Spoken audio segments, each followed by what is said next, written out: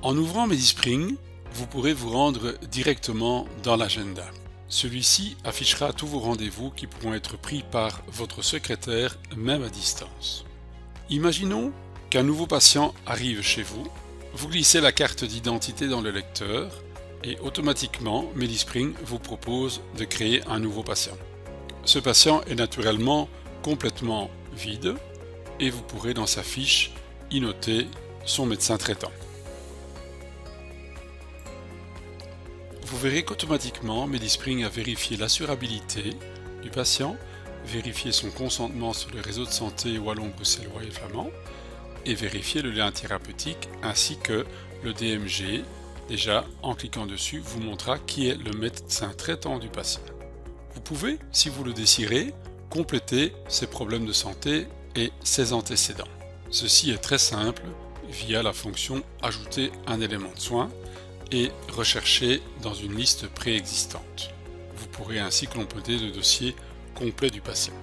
Vous pourrez aussi compléter son dossier en allant sur les réseaux de santé et importer un SUMER créé par son médecin traitant.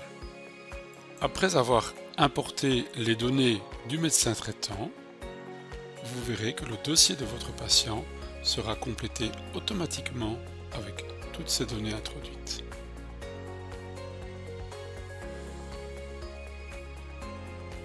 Créons maintenant une consultation. J'encode par exemple que le patient vient pour des lésions prurigineuses en texte libre ou en texte structuré. Vous pouvez compléter l'anamnèse, soit en mettant du texte libre, soit en utilisant un système de mots-clés qui existe dans MediSpring et que vous pouvez vous-même paramétrer. Même chose pour l'examen clinique, vous pouvez taper votre texte libre ou utiliser toute une série de mots-clés préprogrammés que vous pouvez très facilement gérer vous-même.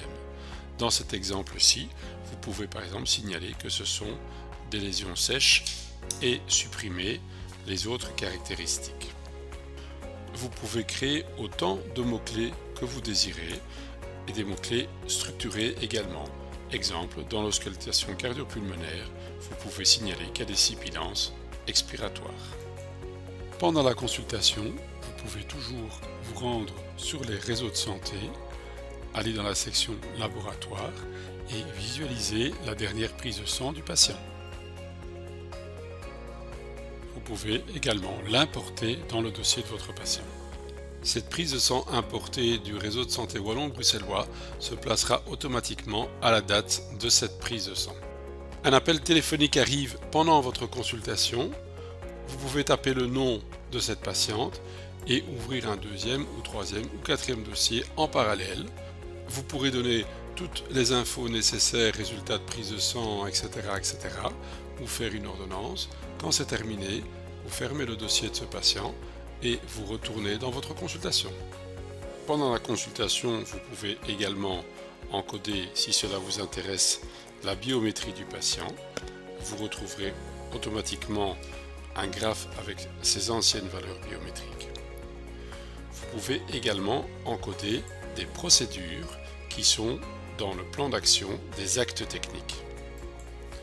Prenons l'exemple d'une biopsie et vous notez dans la note que vous avez fait une punch biopsie 3 mm par exemple.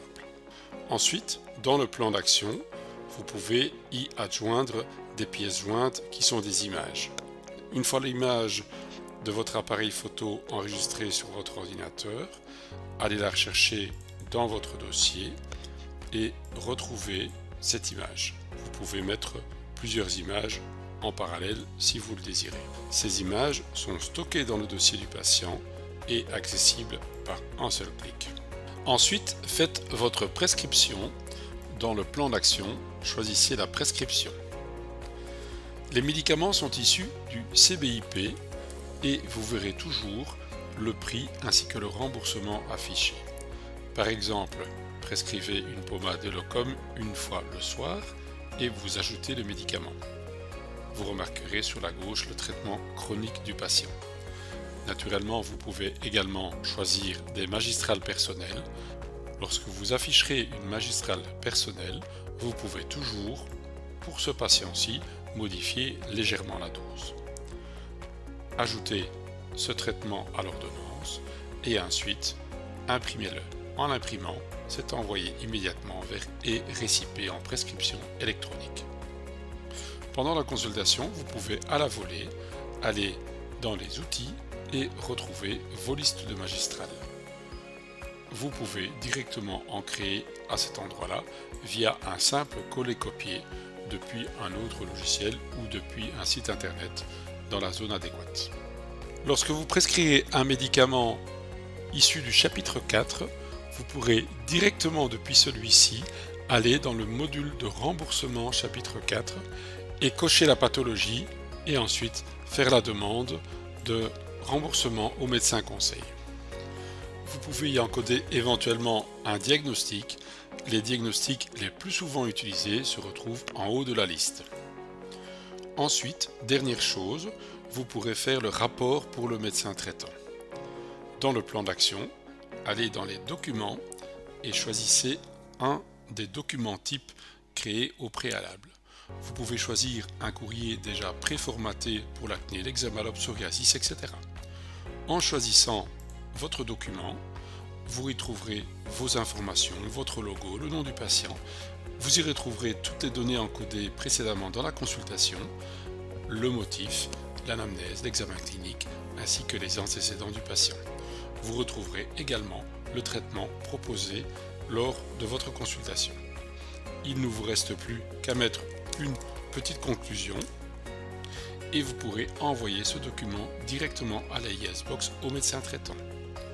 Le nom du médecin traitant se place automatiquement dans le document, vous notez l'objet et vous l'envoyez.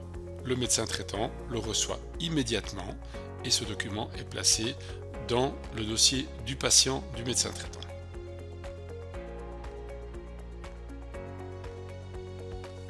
Une fois la consultation clôturée, il ne vous reste plus qu'à la facturer en allant sur le symbole euro.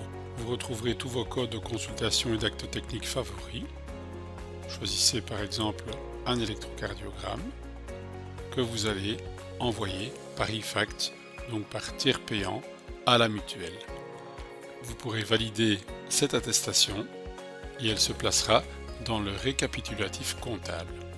Elle pourra être envoyée de façon électronique par Medispring une fois par semaine aux différentes mutuelles en 2 clics seulement.